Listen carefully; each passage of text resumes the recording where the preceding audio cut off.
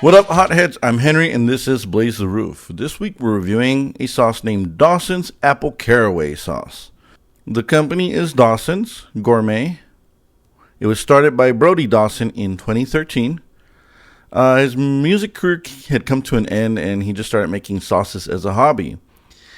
His dad, Bruce Dawson, has also been with the company from the very beginning and introduced Brody to spicy food throughout his youth. The city they're out of is Hamilton, Ontario. It has two nicknames. First, it's known as Steel Town, not because of its high crime rate. It's because of its industrial history and steel production. It's also known as the City of Waterfalls because there's a ton of waterfalls around that area. Hamilton is host to a major event called Super Crawl. A lot of music, food, beer, blah, blah, right? Just a huge thing. The first British telephone call took place from Hamilton. Famous people from here include Lincoln Alexander. He was the first black prime minister of Canada. Comedic royalty Eugene Levy and Martin Short. Even though Martin Short's not my favorite, my friend Aaron, who just recently passed away, loved Martin Short, so I will desist from saying anything bad about Martin Short. Out of respect. And David Byrne, the frontman of the Talking Heads, is also from here. Let's now look at the packaging. So Dawson's always has wax covered tip. They always have this cool little stamp on the top, and they always have the fist holding 3 arrows. They also have very fancy writing for Dawson's hot sauce. What's new about this one is it's like a blend. It's a gradient going from orange to brown, almost to black.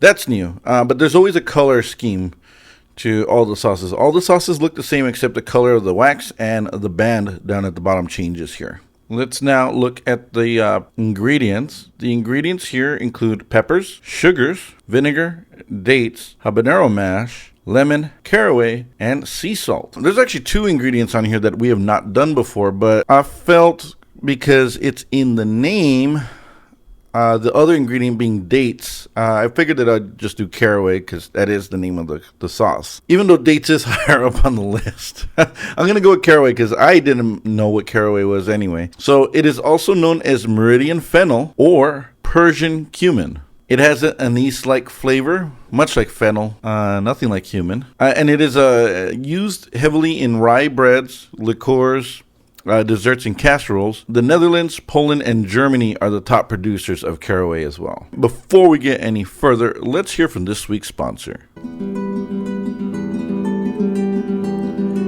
Imagine your taco being filled with meat. The sauce is dripping slowly. At Taco Sean, we don't just fill tacos, we fill cravings. You want it soft? We got it soft. You like it hard? We got it hard too. We have many great items to choose from. We don't judge your taste. The banging beef, a spicy ground beef taco with chipotle crema. Fishy business, a beer battered cod taco with slaw and lime aioli. The big teas, the mini taco trio, small but satisfying. And the thick and juicy burrito, a loaded steak burrito with queso and guacamole. Our food will have you licking your lips and fingers. Whether it's your first time or your favorite routine, at Taco Sean, we wrap it up tight and keep it spicy. Taco Sean, come hungry, leave satisfied.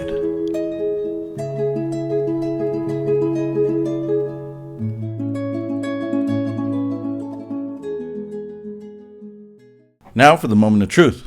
I guess that's the caraway. Something smells like anise, vinegar, and that's all I can really smell. I guess what's supposed to be caraway is pretty strong smelling. Woo! Right, it's a little bit more liquidy than I thought it would be. This clocks in at only 52,000 SHUs. On the label it says 5 out of 10. When Dawson says that, they're pretty good about it being actually medium heat. They're 9 and 10 is where it gets really hot with them. It is a dark, deep reddish brown. Probably a little bit more brown than red. It is a little thick and viscous. So, and we'll be looking for is obviously there's sugar and dates, so there's gonna be a little bit of sweetness there. Maybe a tinge of vinegar, and we'll see if we get a little bit of the anise flavor. Right, here we go. Cheers. You know what? For 52,000, it's got a good burn. It's burning the tip of the tongue. It's a habanero sauce, so it shouldn't be... This isn't a heavyweight, but it's a pretty solid middleweight. That is the most fascinating flavor I think I've ever had. So it's sweet, right? So you imagine you're eating a date and it's sweet, and then you get this anise flavor with it, and then coupled with the heat. That's a damn tasty sauce. It is a little bit sweeter than I thought it would be, but you can still taste the caraway in it. And it's got a good amount of heat for it being a middleweight. What would I put this on? I can only think of pork and veggies, unless you had something fennel flavored as well. I think this would pair well with that. It's just, again, anything I've had that has fennel is not sweet, so that threw me off. This is just a unique flavor. Maybe Indian dishes would be an interesting way to go. I don't know. It's got me thinking. I cannot for the life of me think of a good food that this would go with, but it is very tasty. Like I said, all Dawson's sauces are very flavorful. Like, I wouldn't put it on my shawarma. They already have a shawarma sauce for that, so I'm at a loss, but it is tasty. I am going to figure out how to use this. I just don't know what with yet. Maybe I'll roast some chicken thighs, throw some Ras El Hanout on them, and then maybe this with it would be really good. I'm gonna use the rest of this bottle. It's not a buy, but it is a really tasty, unique sauce, so it's definitely worth using. Next week, I'll be reviewing a sauce named Mark's, also out of Canada. It's Mark's Fermented Kimchi. Until then, I'm Henry, and remember, spice up your life. Take care.